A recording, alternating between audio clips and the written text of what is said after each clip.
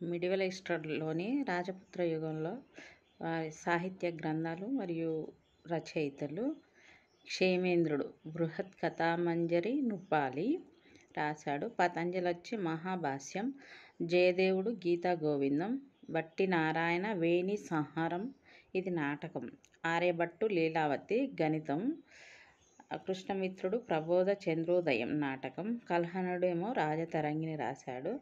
బట్టి రావణవధ, శ్రీహర్షుడు నైషధ చరిత్ర, ధనపాలుడు తిలకమంజరి యశస్త లక, భావభూతి మాలతీ మాధవం, మహావీర చరిత్ర, ఉత్తర రామచరిత్ర ఇవి నాటకాలు.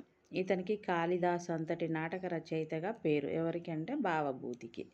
ఇంకొక అతను హేమచంద్రుడు కుమారపాల చరిత్ర జీవిత చరిత్ర గ్రంథం ఇది. అభిధాన చింతామణి పరిశిష్ట పర్వం. హేమచంద్రుడు రచించిన ఏంటంటే కుమారపాల చరిత్ర, అభిధాన చింతామణి, పరిశిష్ట పర్వం.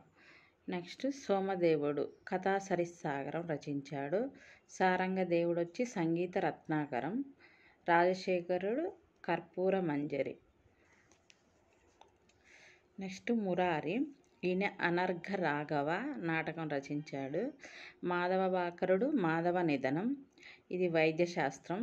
నెక్స్ట్ లీలాశకుడు కర్ణామృతం రచించాడు. త్రివిక్రముడు నలచెంపు రచించాడు. మాగుడొచ్చి శిశుపాల వధ, పద్మగుప్తుడు నవసాహసాంక చరిత్ర, ఆనందవర్ధనుడొచ్చి ద్వంద్వాలోకం అలంకార గ్రంథం ఇది.